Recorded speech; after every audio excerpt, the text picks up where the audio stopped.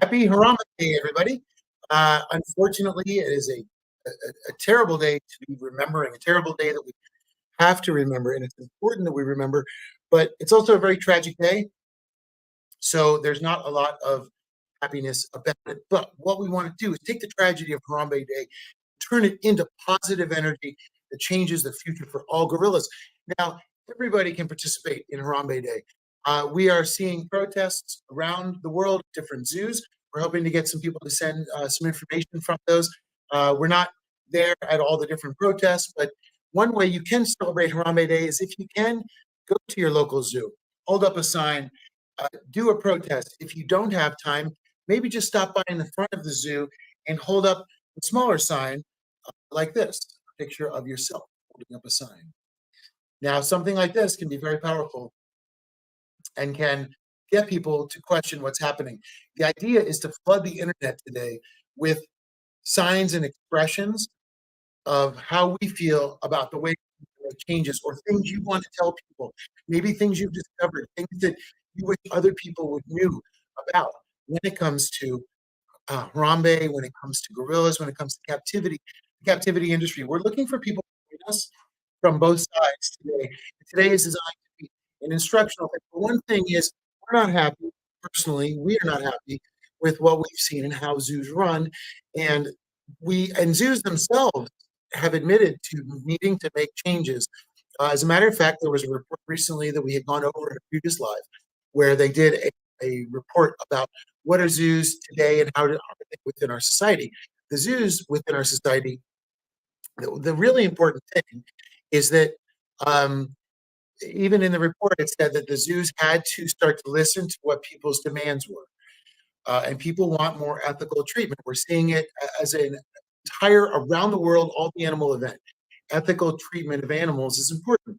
When PETA came out, people for the ethical treatment of animals, that concept and those wording was very strange. Now that we've grown up with it, we've adopted the concept of this ethical treatment of animals.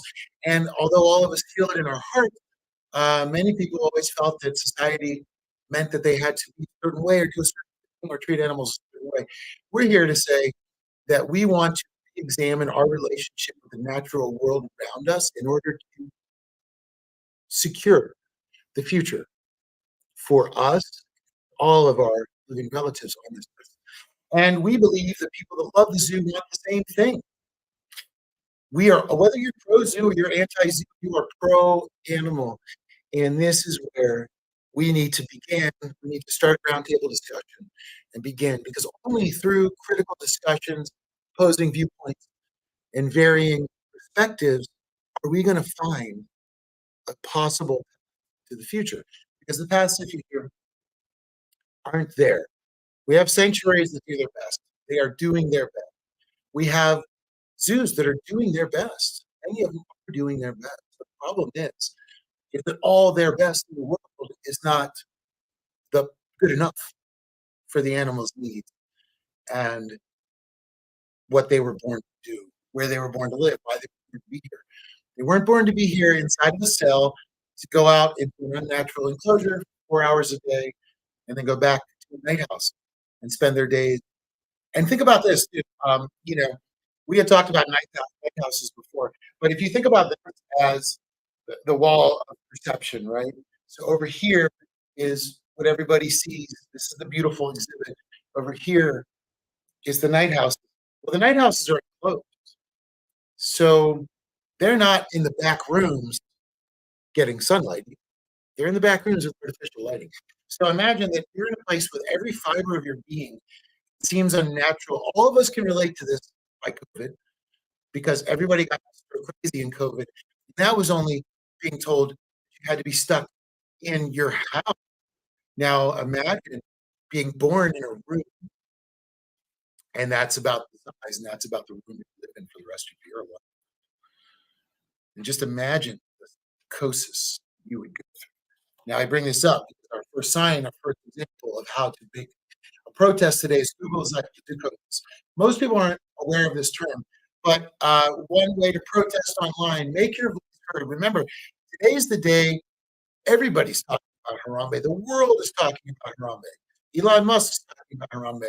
The zoo, well, the zoo probably talk about, but everybody else is talking about Harambe. Today is Harambe Day. There's a Harambe coin that's going live today. They're talking about Harambe. So the internet's watching. What do you want to say? What is important? What do you want to tell people? What are your thoughts? What is your passion? What are your feelings on this captivity? How do you want to see things change? This is a simple version that I would ask people to Google Zookos. Go learn about it. Tell me if it's something that you're okay with. Now, Zookosis is fascinating because it's the psychological damage of the animals, but at the same time, zoos say, well, there's no such thing. But zoos admit use enrichment. Now, what is enrichment?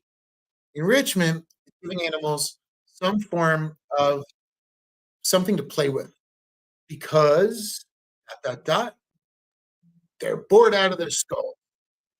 Now, the zoo is admitting on the other side of the coin that they are bored. They need enrichment. They need activity. Their lives are so unfulfilling that they're going to give them something to try to just get them through the day. And as Will Travers says, help them through this meager existence that they have to live. And that's all they have. Enrichment. And the public looks at it as a good thing. But we know that there are a lot of problems with enrichment. There are a lot of problems with it. And again, the zoo's way of admitting that these animals are having problems dealing with their day-to-day existence.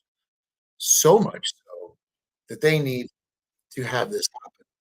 So, this is one example of it. Now, the other way we wanted everybody to ask everybody to do this to make sure that the message is heard is when you hold your sign, check it out. At the bottom, hashtag Harambe Day. So on your post, if you can put hashtag Harambe Day, it will be seen by everybody. The world is watching. Harambe is always in the top trending topics.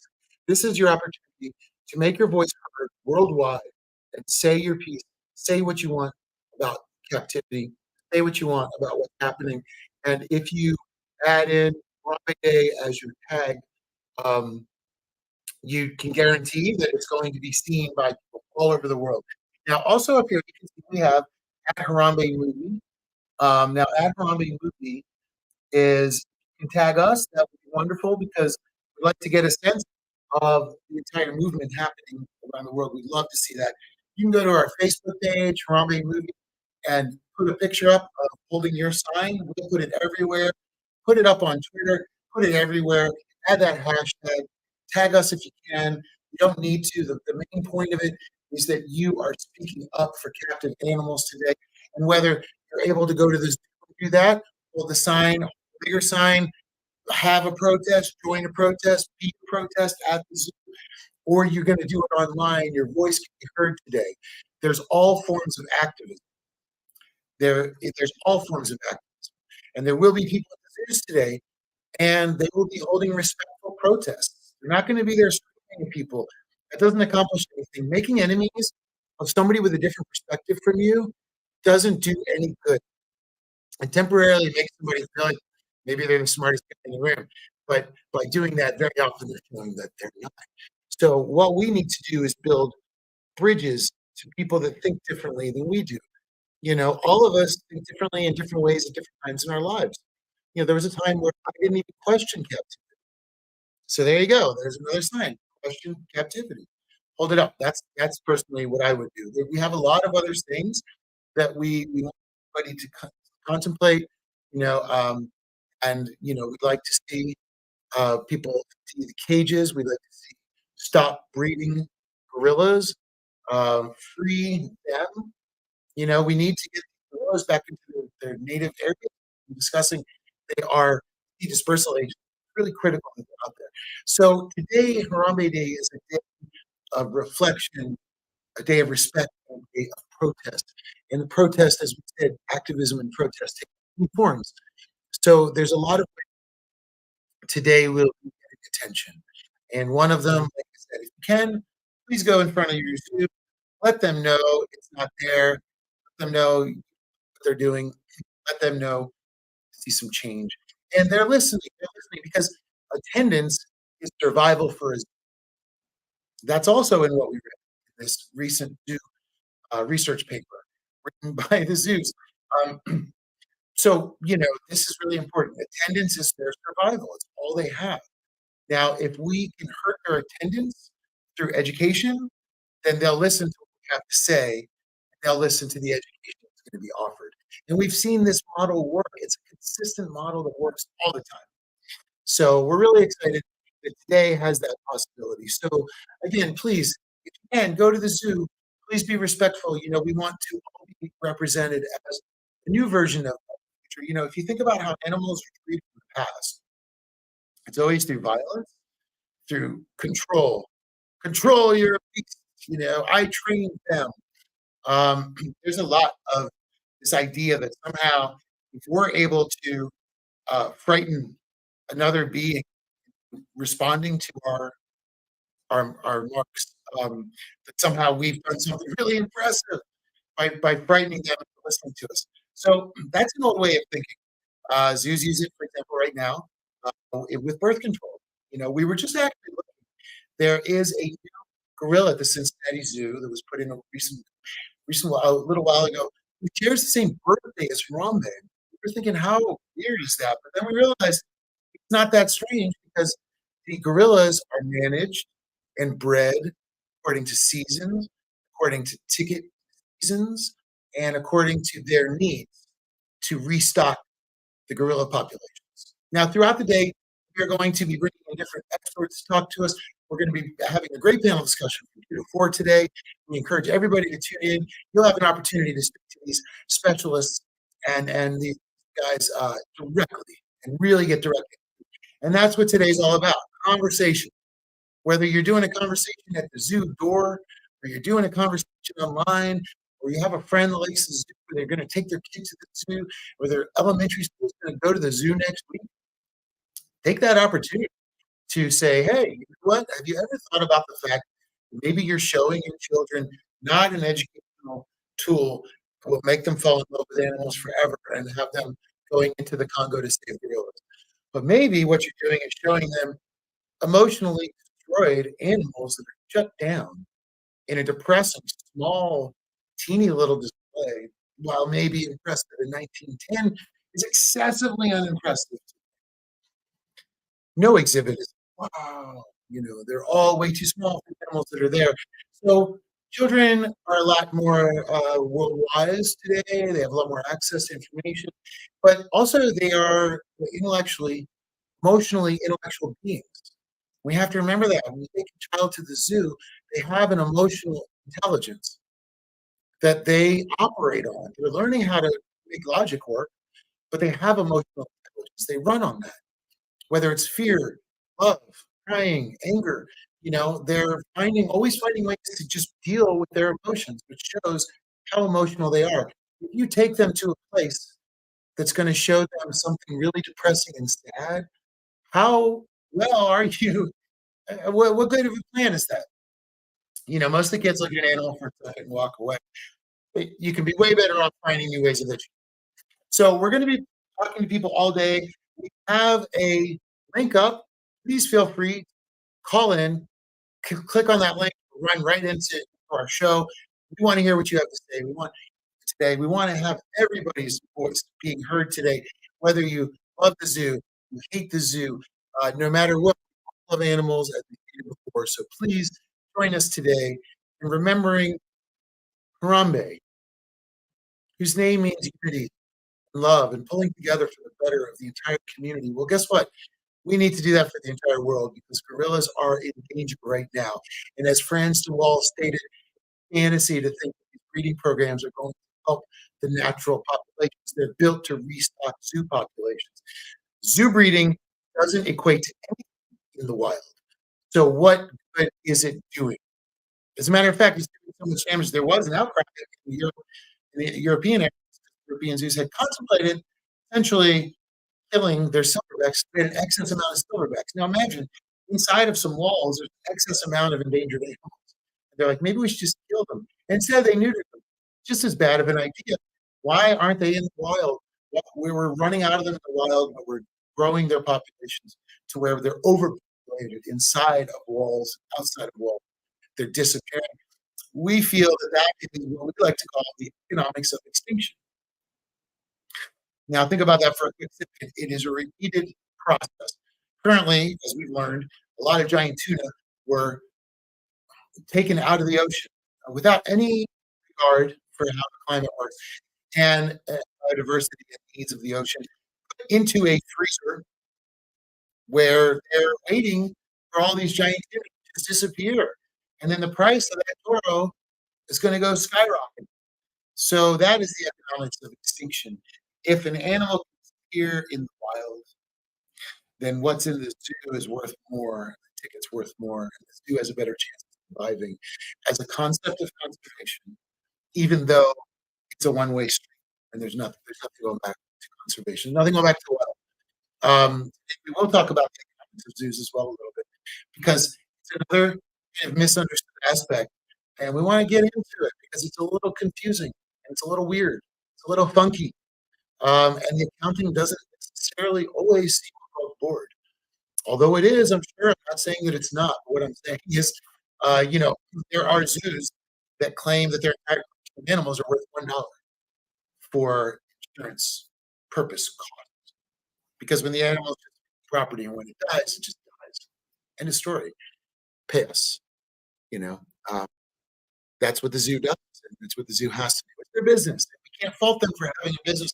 But what we can do is challenge that business, change that business. And if we have to, let's take down that business and rebuild a new one that is built with the with the animals in mind, with the preservation of the animals in mind, the future of the animals in mind, and the future of our earth in mind. Not just for here's something to look at for a minute. We can't destroy the world for here's something to look at for 1 minute. You know, we'll also talk a little bit today about what are the zoos? What are zoos? Zoos tout themselves as conservational education areas. But when you look at their commercials, which we have in the movie, you look at their commercials, they're geared at kids are going to go and be like, wow, and touch animals. That's the zoo. The zoo is there as a babysitter for children. It gives a little bit of a break. They have to keep their eye on the kids, but they also do expect a certain level of security inside of a zoo. And this is where our story comes back into play. Because Harambe, we hear a lot of the mom is guilty. When you go to a zoo, it's been advertised to you that it's a place for children. You expect that there is no sharp knife-like edge on any railing anywhere. That is your minimum expectation of a place for children. You know, a commercial for the Army, it's going to be different. You have different set of expectations for safety.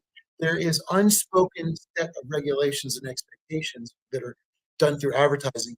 Zoos do advertise. This is a place for kids, explore, you know, spur their imagination, get them excited. But more than anything, give them a place to go for the day.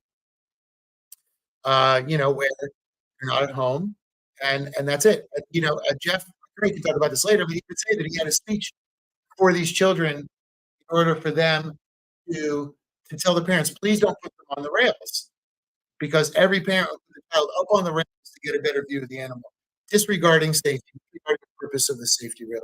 So that happened so much that he had to tell everybody every day. And then it happens once where a kid gets through the barrier that the USDA said was not sufficient. The zoo is 100% legally responsible. The parents were not. And they get through the barrier and everyone's like, oh, she wasn't watching her kid. No, this place is marketed to children and to parents. The parents say, come bring your children. Bring your children. Needs to be safe. And if it's not, it needs to be held to a higher standard. It was a standard the zoo didn't follow, and a standard the zoo was penalized for, and a standard that was correct. Although in our estimation, it's not that impressive of a correction. And as Ian says in the movie, it's happened 3 times already. We can expect that until these gorillas are repatriated back to where their homeland, where they're supposed to be in the forest, it's going to happen again. Because zoos are not perfect institutions as much as they try to say they are.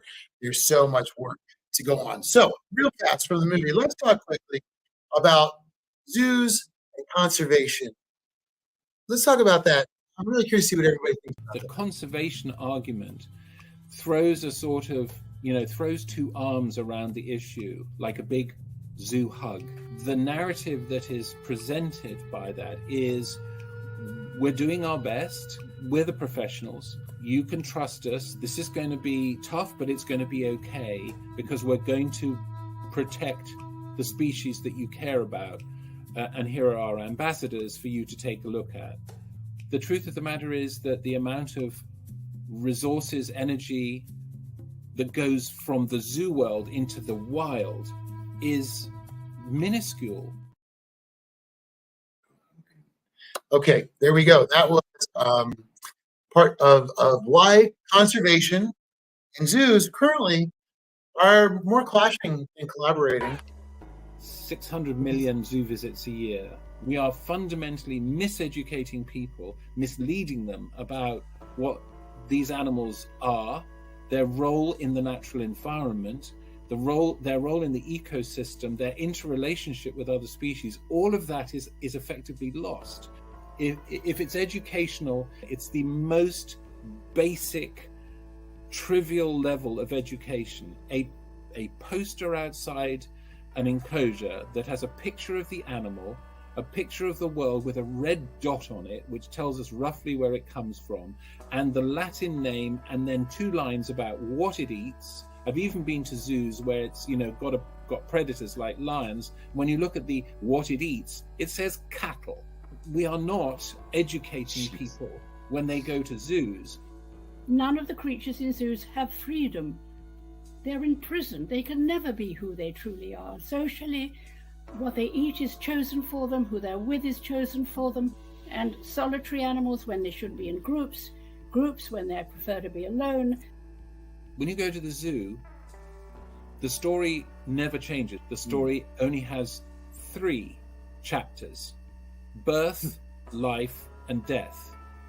And life is broadly a sterile, meaningless existence, because there are natural behaviors that cannot be performed in captivity, and therefore the animal withdraws from those behaviors, and we're bored by it. We're bored when we see a lion just sleeping again, and I guarantee, go back the next day, what will the lion be doing? Sleeping again. And because people's attention span in the zoo is very short, studies have shown that people spend maybe a minute, maybe 2, often less, in front of enclosures. They don't see the picture, they see the snapshot.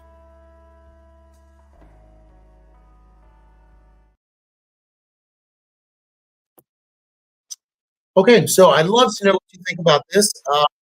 This is such an important topic because it is the entry point very often to zoos, and this is what we want to do, is start up conversations with new families, right? People that are going to take their kids. Because let's think about this: when you're no longer taking your kids to the zoo and you're past 25, how often do you think of going to the zoo?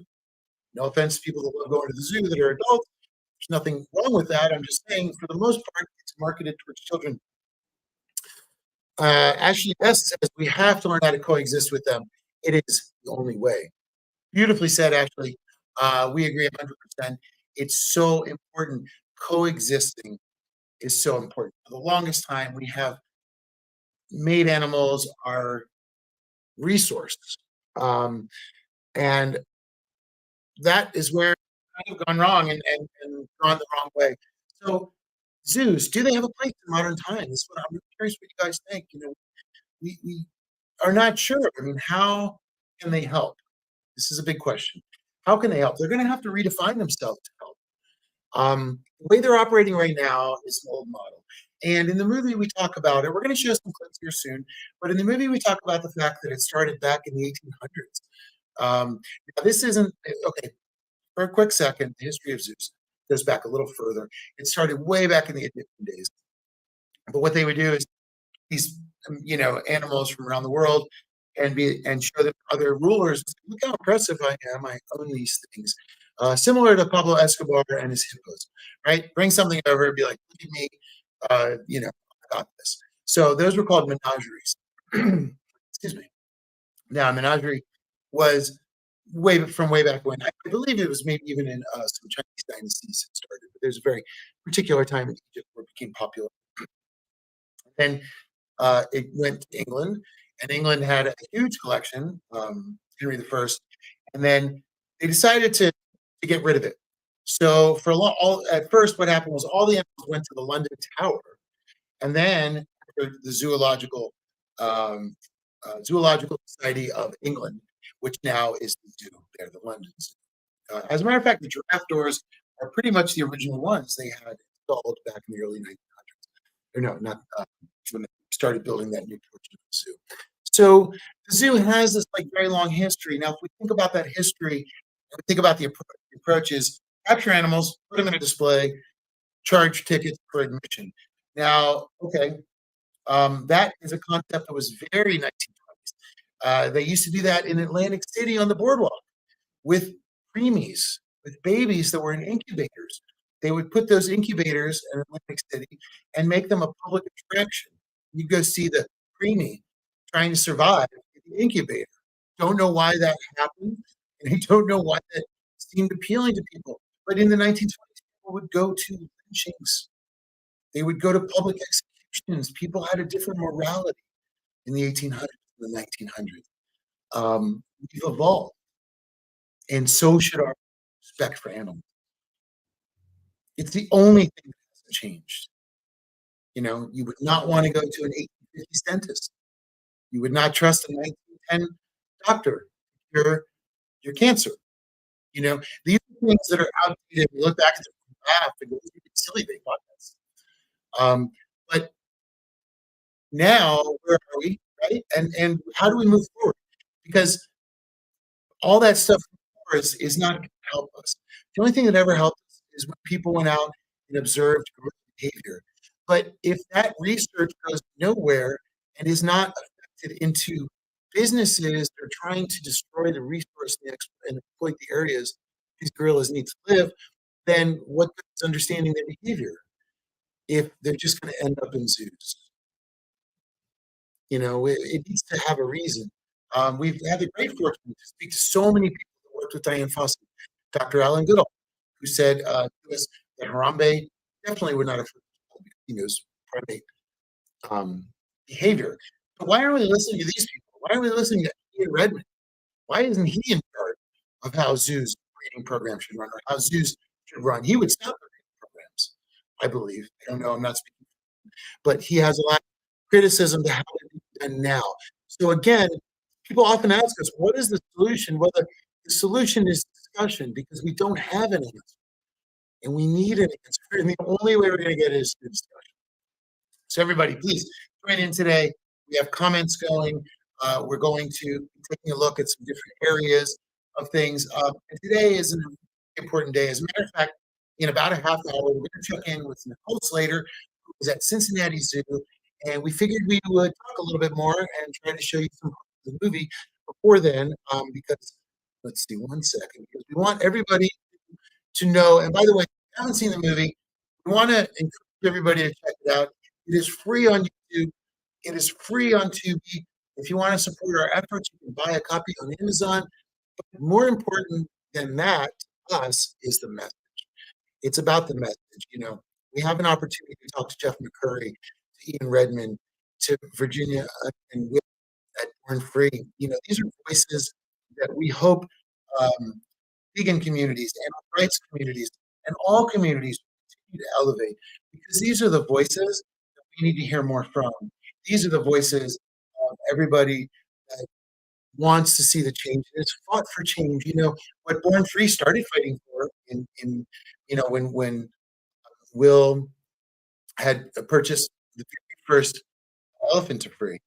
You know, this is way back when animal exploitation was a big thing.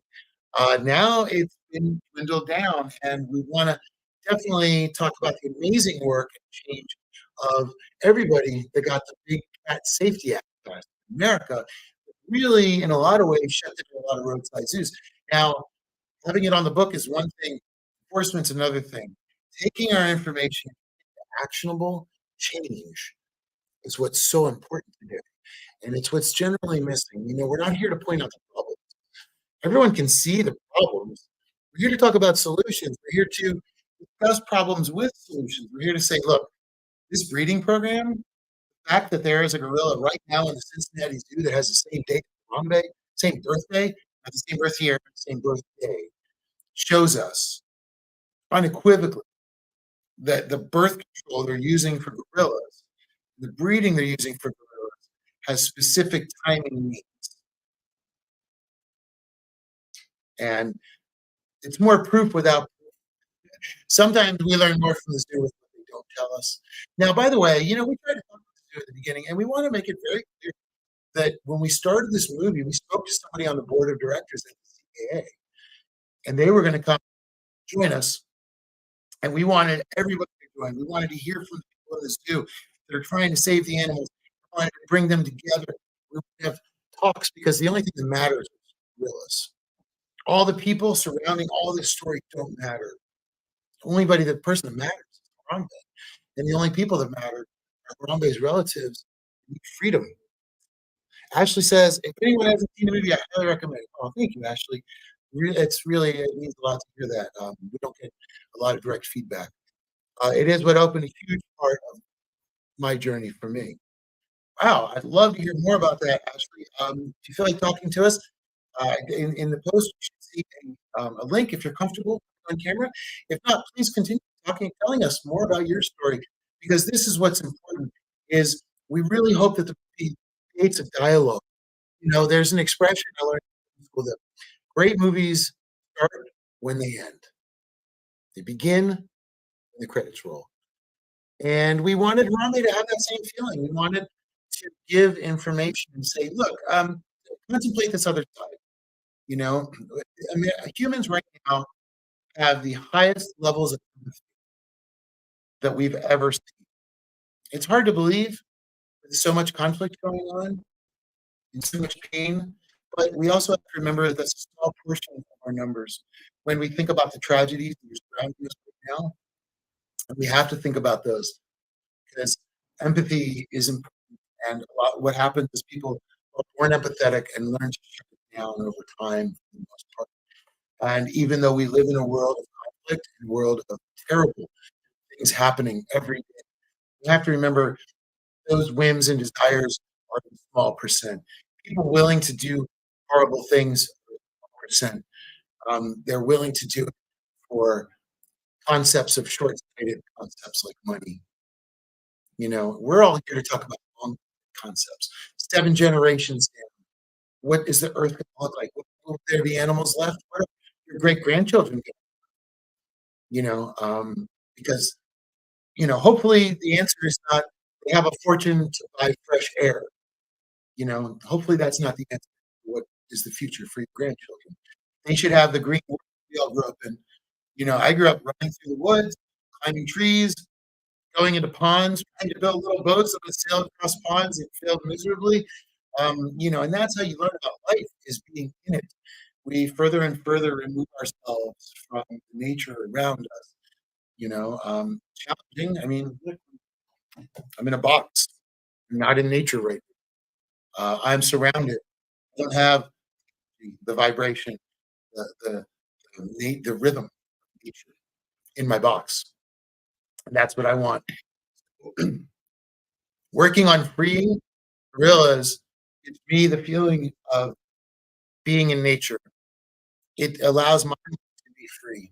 It allows my mind to wander and be curious and be creative. To think about, well, what could it look like? Where should gorillas be in 50 years? Let's talk about that. Where should they be? They should not be where they are now. We all recognize that, but nobody can agree on where they should be. Sanctuaries, as hard as they try, can only do so much. They're wonderful solutions right now, but ultimately, a Band-Aid on a broken bone, because until we repatriate these animals back, as Ian said, we need to get these animals back because they have jobs in nature. They have a job. They are supposed to be seed dispersal agents. They are supposed to be helping manicure, move nature around. Discovered recently that fungus talks to each other. Trees can talk to each other about dangers. Plants can talk to each other about dangers. Nature It's a cooperative mechanism that all of it relies on all of it. And if you pull something out, it's going to collapse. Actually, I learned about Born Free back in March for Elephants Day March is fantastic. Born Free is an amazing organization, and I love their name because that is to me where we all need to be. That's where we think our stories always began as humans. But why don't other animals have that same story?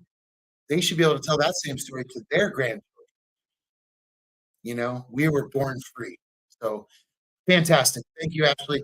An elephant, it's really important. Listen, Harambe Day is about all the animals. It is not always about just Harambe and just the gorillas because he's a sentient being. He shares 98% of our DNA. He's a dispersal agent. He's a keystone species. But so our elephants are keystone species, and they're being held in captivity. There's a lot of keystone species. And keystone species aren't the only ones that deserve respect, right? Any animal deserves to live the life it was born to live. And here we go. Hello, Roshani. Thank you for joining. WhatsApp number 50 minutes for opening video call. Okay. I think this may have been a spam message. I'm not sure. Maybe I missed this number 20 minutes for open video calling. Okay, I don't think that was an activist. Sorry about that, folks. Welcome to live. Okay, let's go back to what we were really talking about. Hey, Ashley says, years ago, when I watched Mark 3, I ended up with Travers online. Fantastic.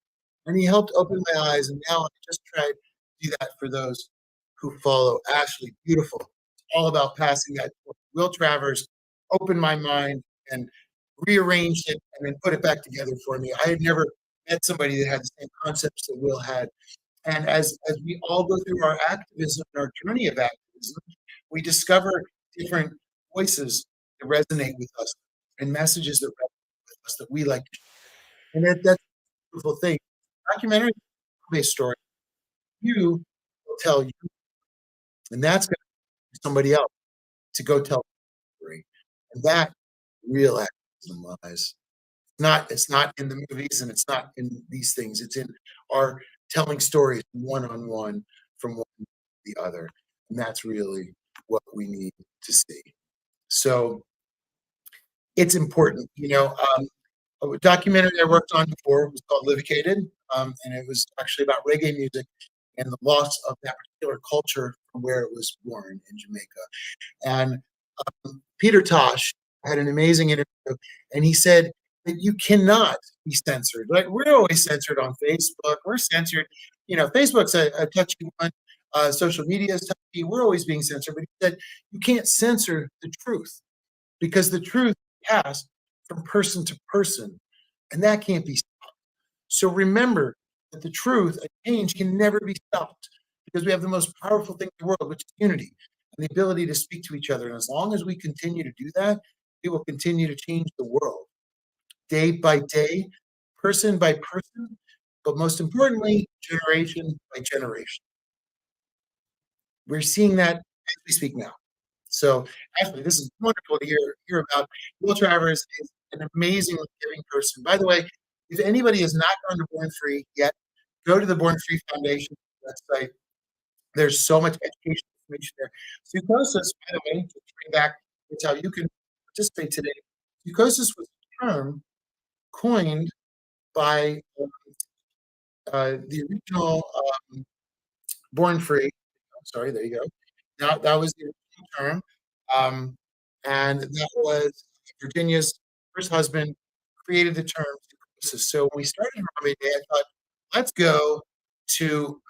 go find out. Let's go to the source and learn more about this term. It's so important, but it's kind of misused or ignored. I tried to bring the term up a few times in different chats or places like that, and people were really upset after we did that.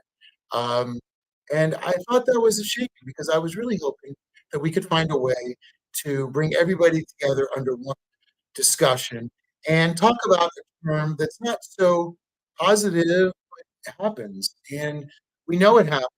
And we need to stop it. We want everybody to talk about it. As a matter of fact, we even went to this place called Zoo Chat. Now, I'm on Zoo Chat all the time, trying to talk to people. I'd like for everybody to know that I've received nothing but hate and from the Zoo Chat people. It was very disappointing because I had really hoped we would have an opportunity to create some bridges. People are very emotional. They love their zoos more than their animals, unfortunately. Ashley says, years ago, I watched Born Free. I ended up meeting with Travis Nolan. Yes. So Born Free, also the movie, if you haven't seen it, it's an amazing movie. Watch. And it's a classic movie. A beautiful, beautiful movie. And Will has spent his life doing, Will Travers Jr. said doing everything there. Will Travers was the original guy. He would go around, go from zoo to zoo and try to show what was happening in the zoos. And that's the thing. We don't need to tell you what's happening. Jeff Kremer recommends that everybody goes to the zoo and does the backstage tour and then decide for themselves if they're comfortable with how zoos run. And we feel the same way. I feel once you learn about zoo coaches, you can't turn back. Once you understand what the pacing is or the shaking back and forth, you see those stress behaviors and stress patterns when you're inside of the zoo. And it's so depressed. We went inside the zoo to get scenes for Harambe. We went into a few zoos to try to get an idea if it was just one zoo or if it was a lot of zoos. But unfortunately, it was all the zoos. Here we go. This is, we just put up a link here, which will take you to a Harambe movie, Born Free, I'm guessing. Here we go. Sorry to have Sierra, our producer of the movie, is also producing a show today. She's adding a lot of links for us to make sure that we're on. And she's going to be joining us later for the panel discussion. So we're really excited about that. Don't forget, from 2 p.m. to 4 p.m. today, we are going to be online with Mr. Tim Harrison of The Elephant in the Living Room and The Conservation Game, 2 amazing movies. And again, if you haven't seen them, please watch them. We're not here to be the only documentary. We encourage everybody to watch every documentary about animal rights because it takes the village, and we need everyone's help. And everybody I've ever met who loves animals needs everyone's help. So today for Harambe Day, we're going to get the RF code. What we want is we want to ask people to donate to the gorilla organization, which is a boots on the ground organization in Africa that we are aligned with. There's a few others as well. The Limbe Sanctuary is an ethical sanctuary that takes animals that have been injured or have survived killings from poachers.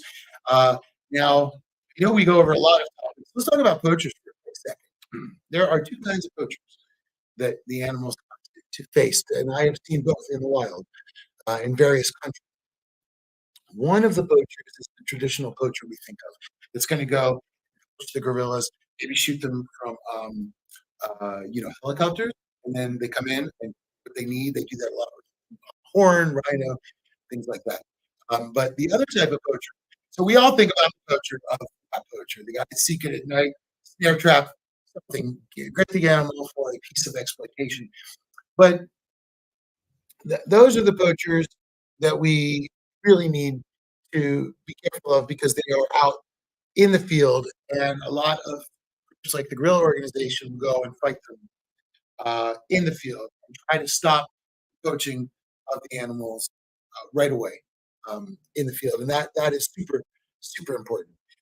The other aspect that we have to sort of talk about is the animals that are not killed in that fashion, but are taken for private trade. Private trade is a big one. Now, how do animals get taken for private trade? What they're taken by are generally illegal loggers. Illegal logging is tied into all of this. Illegal logging is the road to endangered animals because illegal loggers go way deep in the forest to get old growth trees. Those are the values. They may have to go like 10 kilometers walking. So you're going to go set up a camp 10 kilometers. There's no store. They live in the middle of the jungle. They kill their food. I've seen them kill monkeys and eat them. I've seen them kill endangered caiman and just there's like a caiman sitting on a fire This is how loggers eat. So loggers also take requests from private trade. I was able to infiltrate a group in Peru, and we were able to place an order from the wild for an illegal animal. And they said, okay, it's going to take a few days. The loggers need to go out and get it. So the loggers go into the middle of nowhere where these animals still are, kill them, capture them, and return them to us. So remember, there's two kinds of poachers. There's the illegal loggers, which are the worst kind of poachers. And then there's the poachers that we're talking about and afraid of, which are generally poachers that are trying to feed their families, unfortunately, and are hired by Western companies or syndicates to go out and kill animals for them. Very often caught in the middle. Very often not the bad guys, even though they do bad. The bad guy is the system and the industry that pays for this. Whether it's putting an ivory key into a piano, or having a gorilla hand as your Chinese medicine, or there's many others, or being Justin Bieber and having a monkey. All of those are equally destructive to our planet. Yeah, you celebrities, I'm talking to you. You guys are ruining it with your endangered animal pets. This is a big problem. We've seen Pink do it. We've seen Justin Bieber do it. We've seen DJ Khaled do it. We've seen a lot of famous people promote pet monkeys. There's an expression all the time, oh my God, so cute, I want a pet monkey. Because they're cute. We know that. They're adorable. Oh my gosh, yeah. I'm the first to fall over when I see something super cute. So like this is not about that. It's about they're not supposed to be here. We can enjoy them, they are, but we're not. The entire purpose of life is not to be cute for us. So we have to remember celebrities set the tone a lot of times, and that's a really bad way. So one thing I've personally seen and have lost pieces of my heart to is watching wild animals captured, killed, tortured, and brought back for sale in markets. So illegal pet trade creates a lot of poaching through illegal logging. It's all tied together. So what we need to do is reconceive of our relationship to the entire world in order to change this, because otherwise the animals will be in danger, and that means we will be. Actually, what about if you reach out to the local libraries? I bet you some libraries will jump on this. Absolutely. I agree. You know, that we're actually going to talk about that real quickly. They're mammals too, which means they are extended humans. That's right, Ashley. Um, you know, when we talk about gorillas, which are 98% DNA, that's amazing. You know, they're really close to us. Our primates in general are just one step in the hominid family away from us. Now, you know that about education is a big challenge. What we want to do is create more ways to create educational packets for people like Born Free and other people in the movement to help local schools do presentations. We've asked to try to have to go give presentations because we know zoos do, come to the zoo day. Well, we should have an ability to go not focus on captivity, which is negative, but go focus on the animals as they're supposed to be in wild. So when the kids know that they've seen a gorilla, and they don't learn, the first point of entry is not zoo. The first point of entry is learning about them in the elementary school, and not by bringing a gorilla to the school, not by being a Jack Hanna and enslaving animals and bringing them in terrified so children can look at them. That's not good either. We're not supposed to. We're to just leave them alone. Is what we're supposed to do.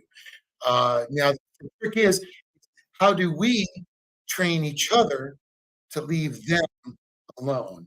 The big problem is humans and our ability and our need to feel like we have to manage nature.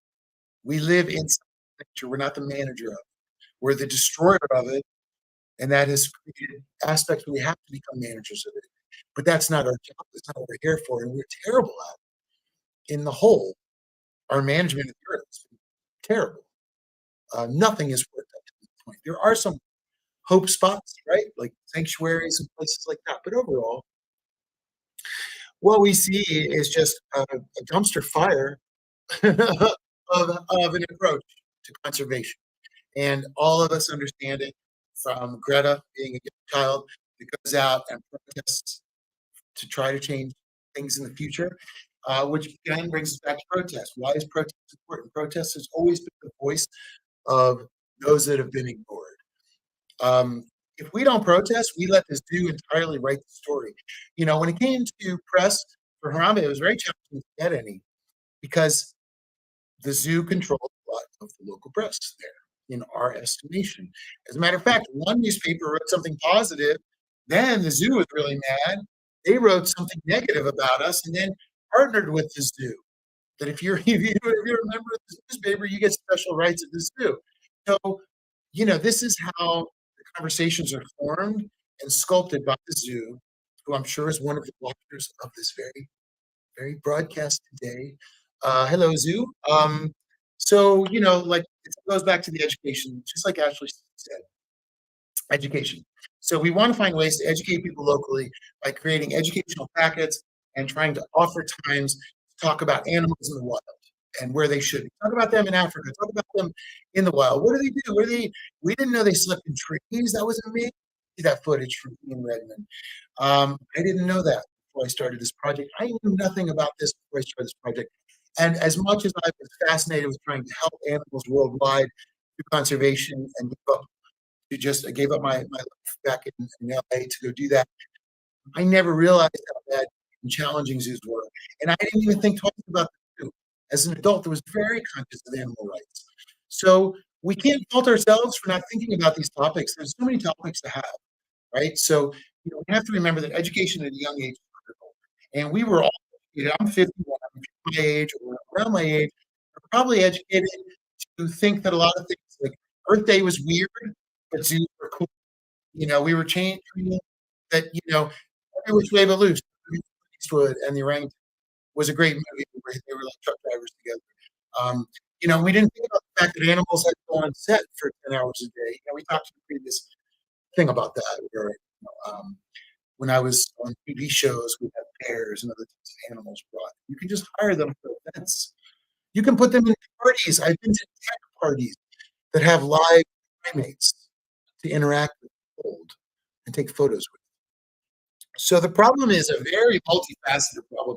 The zoo is not necessarily the problem here. The zoo is living out its original intent, but the original intent was built in the 1880s when this was still a different concept. We're going to educate the world. We want to show people. There were no movies. There were no, you had books, but you didn't have documentaries. You didn't have ways to share the amazing wonderment of the world. So the original zoo concept, we can see and understand, was a good idea, right? It was like, okay, here we go. We get this. The world wants to see what's happening. Maybe a wrong approach to it, right? To go out and kill the parents and steal the babies for display. But the intention, even if we don't like that, the intention was still, we want to share how amazing the world is. Well, guess what? It's 2024. We have VR. We have 360 cameras. We don't need to destroy animals so we can look at them for a minute when we're 7 years old. The pay is not worth it. It's just not worth it. There's way more ways to educate children. And Sarah and I were actually talking about this the other day.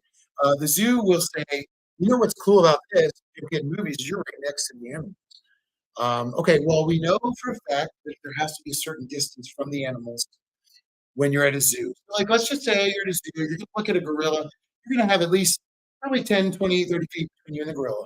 Hopefully, unless things go awry or there's a glass plate, which are super cool. But let's just say you have that distance. That's the normal zoo. That's what Harambe Zoo was, just for argument's sake, Harambe's enclosure. You're far back from that gorilla. The gorilla is just like this, right? Sitting there, nothing. So, if you have a documentary or a VR headset and you can see a piece of respiration or you can see the individual hairs on his face, that is way more intimate than being 30 and looking at a blob over there. So if there are arguments that you get closer to the animals, I say that's a BS argument because you can get so much closer to them through cameras, today and the knowledge, and to watch them act naturally instead of just sitting in an enclosure like this, confused about what's around them. That's not going to teach anything. It's not going to help anybody. It's not going to advance the cause. And it's certainly not good for the gorillas. So it's just something else we wanted to talk about. There's so many of these aspects. And like I was talking about before, we started very different.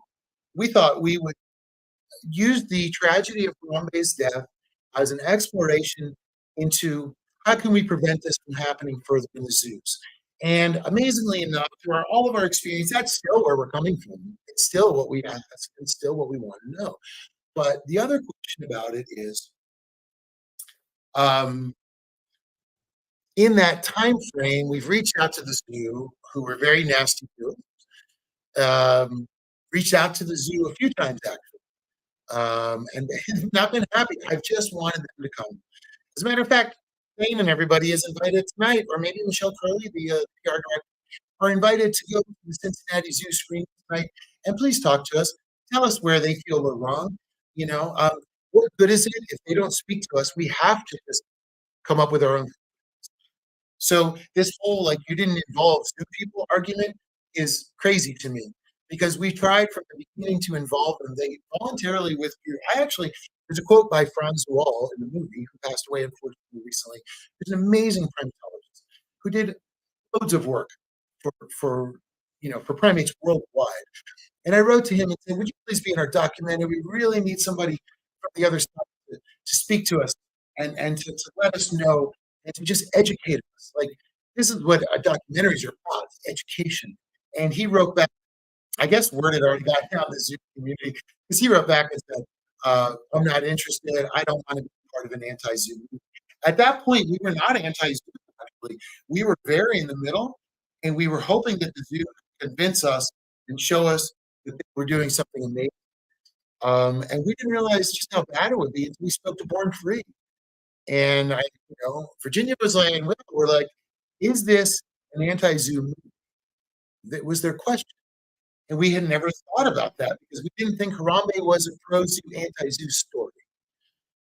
It was a tragedy that happened to a young boy and to Harambe and to everyone that was involved. And from that tragedy, what can we learn? And that's always been our interest. So, there have been some things that have altered through that. But what we have discovered has led us to feel that the zoo definitely needs to find a new business model if it wishes to fulfill the role it says it does. Because at the moment, all of its arguments are fake, whether it's funding, conservation, education, all this stuff. We'll go into more. We have a whole day to talk about Harambe, talk about gorilla in the wild. In captivity, we're going to talk about zoos. We're going to talk about everything about Harambe today. All day, Harambe Day, all day. Right now, there's a protest at the Cincinnati Zoo. Our good friend Slater is down. She's going to be reaching out to us here shortly to talk a little bit about what's going on there. And we want to talk a little bit more about some other aspect of the and some of the things that we want to talk about. And one thing we'd like to do is bring in our good friend Peter Singer, who came up with the term speciesism way back in the 70s. And that was one of the first terms to use where you don't allot the same respect to a different species because it's not your species, basically. Now, as a vegan, that is the basis of my particular ethics that I live with day to day. So when I look at Harambe and I think about speciesism, I think about the fact that why do we have our closest living relative keep? It extends further than that. Why do we have, it becomes more ethical? Our cage is proper for our brothers and sisters also. But let's just focus right now on how we treat animals. The question is, do they get less? Because they're not humans. And what's the way that we can further that? So we talked to Peter the other day, and I just wanted to put something out because, again, we're talking about tragedy today, but we want to talk about kindness. And we're going to talk about kindness. Exactly. The path forward comes through kindness and empathy in our hearts, interacting with our minds, which is... That's correct. Yes, that's what it's got to be. And Peter, thank you. Thanks for joining, and we look forward to Okay. talking to you again. Good. Great to talk to you. I'm glad we could connect. Definitely. Thanks, Peter. Have a Okay. great day. Talk to you soon. Thanks. Bye. I apologize that we had to record that and weren't able to do it live. We have some time zone challenges right now with everybody in travel, but it was incredible to be able to speak to Peter Singer and learn a little bit more about speciesism and learn about the concept of how we can apply moral ethics to our lives as a beginning foundation. You know, a lot of these things should not be afterthoughts, and in previous societies they were afterthoughts. And like he said in the interview today, you know, it's very important that our path forward is one with a very different relationship to the world around us. So instead of exploitation, use, death, all the things that generally animals go through in our world, in the human world, we need to change that, redefine that, and start treating everything around us with respect. There's a part of the book that always really caught me, that changed the way that I think.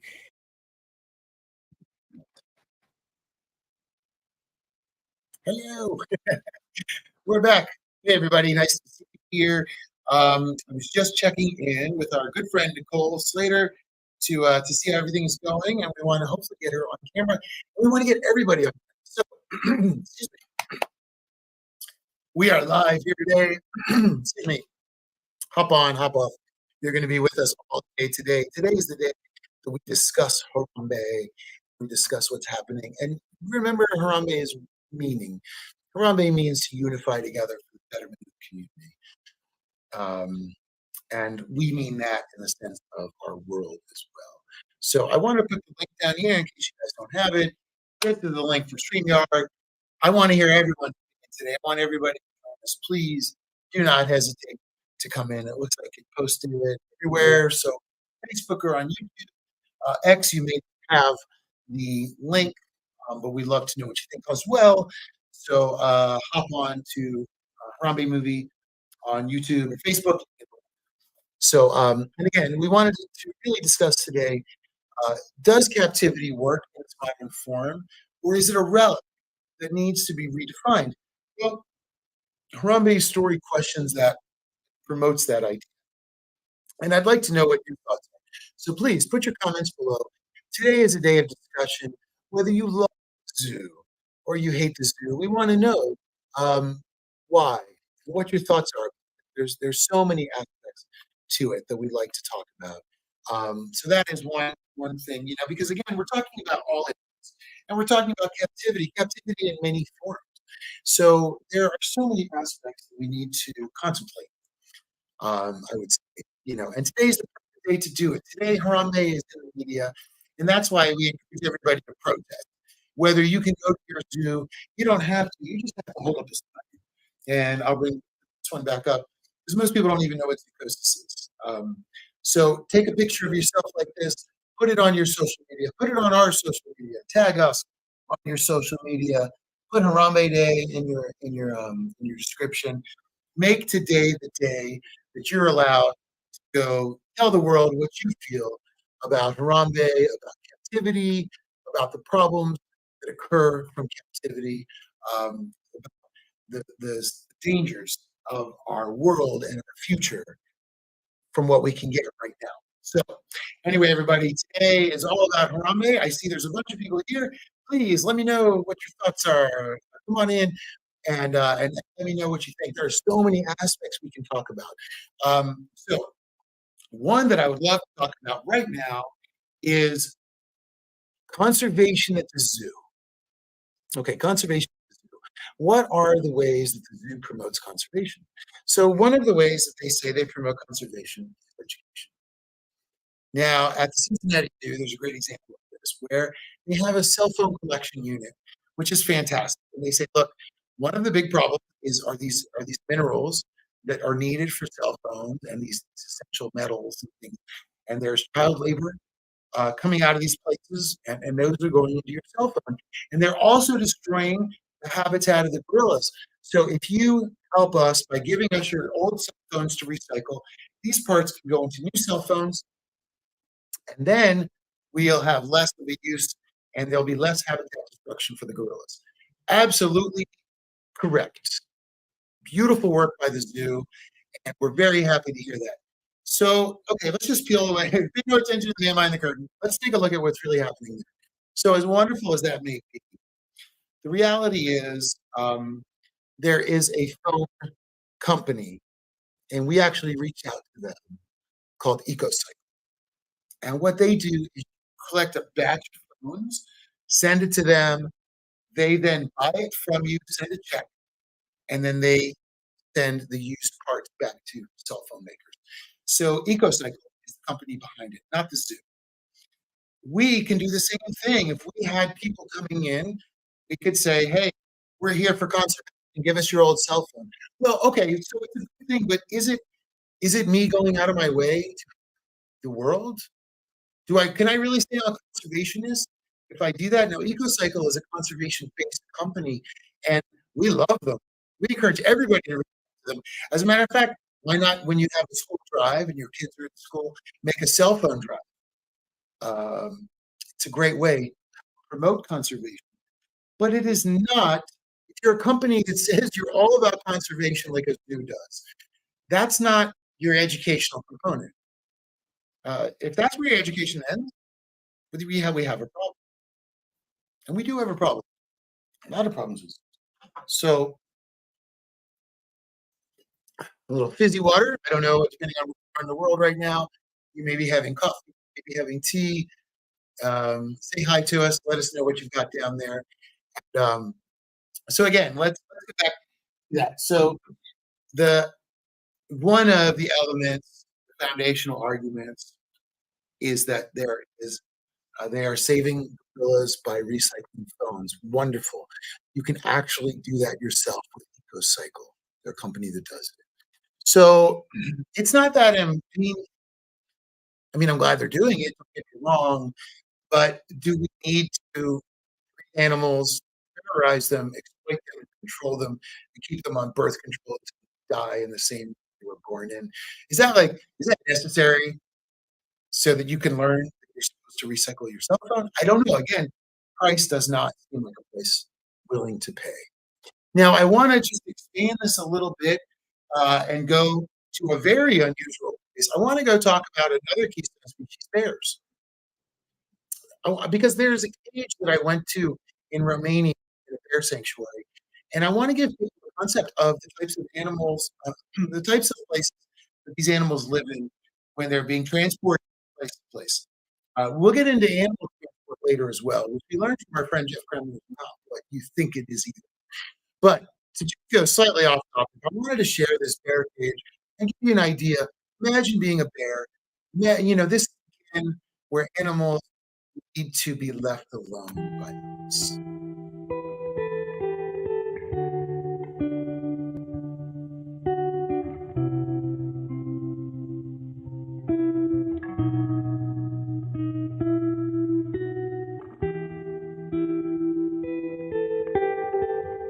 I'm actually inside of a bear cage, and as you can see, the floor is material that is just the same as the cage. The bears don't even get to touch the ground, and if you walk around in here, you'll see there's almost no room. It's about the size of the bear fully. The very small entrance right there, and as you can see right down there. So they had no protection, no area for walking around. Incredibly cruel. I kept this cage because I asked the children to take out the shoes and to go inside in summer and in winter with the feet like this, and they said, oh, it's cold, oh, it's too warm, and they imagined what this bear felt for 12 years, that nobody thought to put her a piece of wood. She still has on her paws the traces of under 30 degrees, and when it is 37 degrees outside, it's terrible.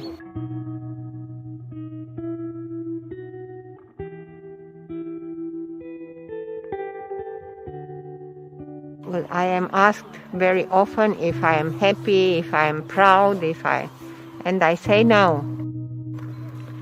Because somewhere these fans remember them that they will be never really free. And the freedom is something that we receive, all of us, animals and human beings, when we are born, we receive this gift.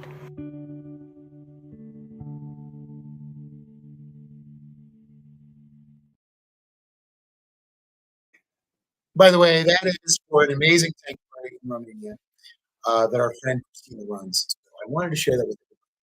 But it's a great visualization. She keeps it there for everybody to understand what's happening with those poor animals. So I just wanted to bring a little bit more context into what's going on.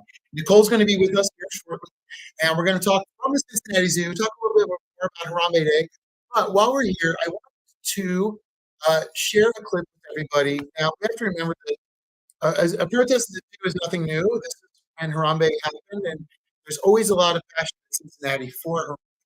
And there's Nicole actually right there, wildlife belongs in the wild, wearing a photo shirt from Jeff McCurry. So there is our Nicole. She's amazing. Like I said, from the very beginning, she's always been passionate about this topic. And so I wanted to share another clip with you real fast before we work our way to talk about the protests now. And this is a clip where we talk about what's the way future. I remember looking at those photographs Jeff took of him just sitting and looking into the camera, and I don't think I've ever seen a more beautiful study.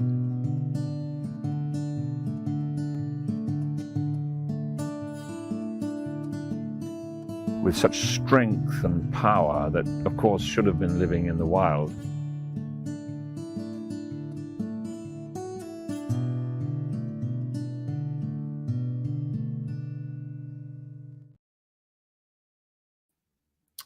Okay, and we're back. So again, that's another clip of how we are thinking towards the future. So the question is, how are we doing today with everything? So we want to check in with our good friend, Nicole. Hey, Nicole. Hello, how are you? Hey, good. All right. How's everything going down there? It's good. We are sitting in front of basically the construction for the new parking lot for where they're, taking more land for that elephant exhibit. And we are currently, let me flip my camera. We're currently under the bridge where visitors will enter the zoo. And we're stationed out here. Virginia's down there. Hi, Virginia.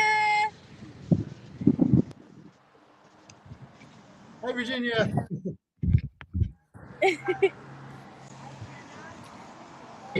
Well, so now I wanted you to share with everybody today about your birthday and Harambe's birthday. Yes, we share a birthday, May 27th, which I celebrated yesterday. And I used to come here to the zoo on our birthday to celebrate it with him. And unfortunately, the last year, 2016, I actually have a picture of it. This was the last day we celebrated our birthday together. And then he was tragically murdered the next day. Keep going, Nicole. Keep going. Here we go.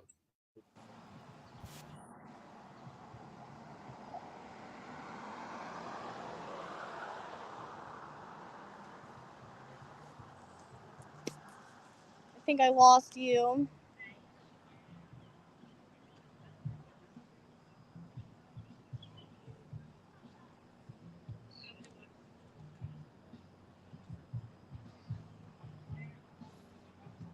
Can read your lips.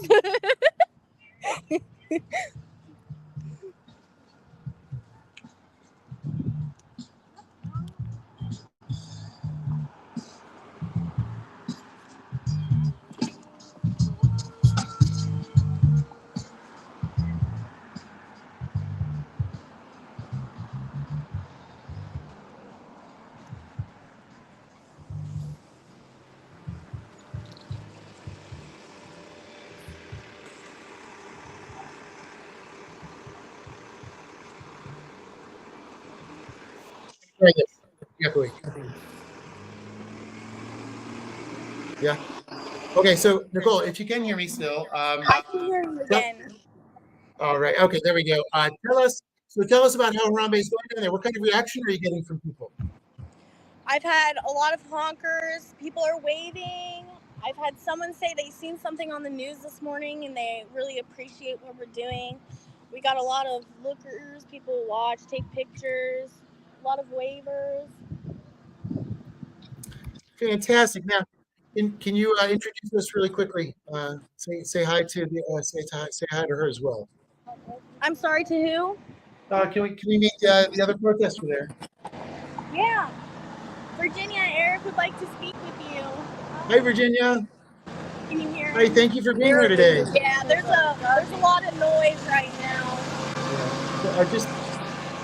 What's that guy doing? Is this guy a tractor? Yeah, it's been back and forth all morning. Really? Constantly. Are they trying to mess with you guys? No, they have not said anything. Okay. Just driving tractors by you. Please tell Virginia, thank you so much for being here. It's really wonderful, and it's beautiful that she's there.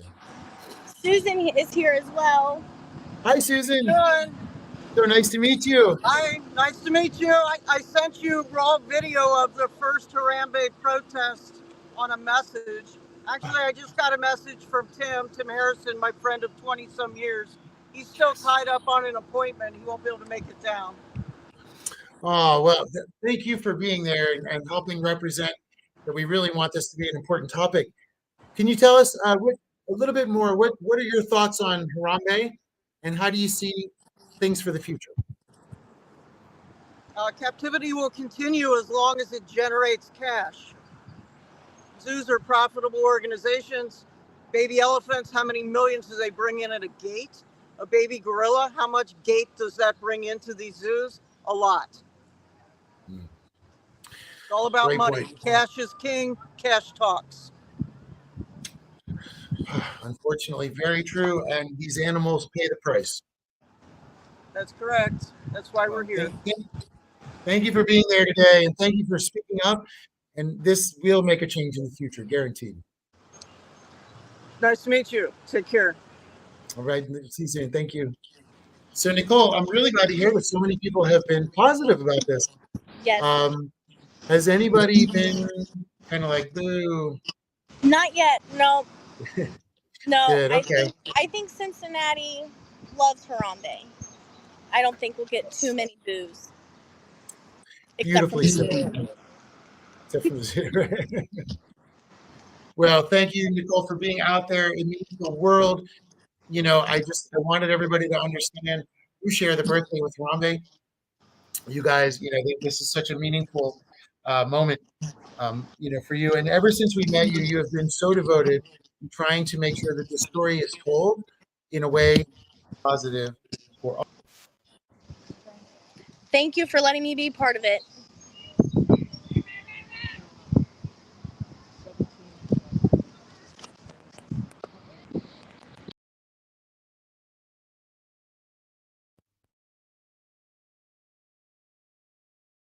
Okay, mic's working. Anyway, there's Nicole. She's down there right now. If you are in Cincinnati, please go join. Please visit. And thank you, Nicole, for being out there. Thank you, everybody, for being down there and telling us what your thoughts are on Harambe. Thank you, everybody, for joining us online. Make sure you go protest online. You can be part of this protest just as well. Get out there, hold the signs up, let us know what's happening. And we will see you all very soon for the next check-in and panel discussion. Okay, everybody, have a great Harambe Day. Remember to Harambe and let us know what your thoughts are.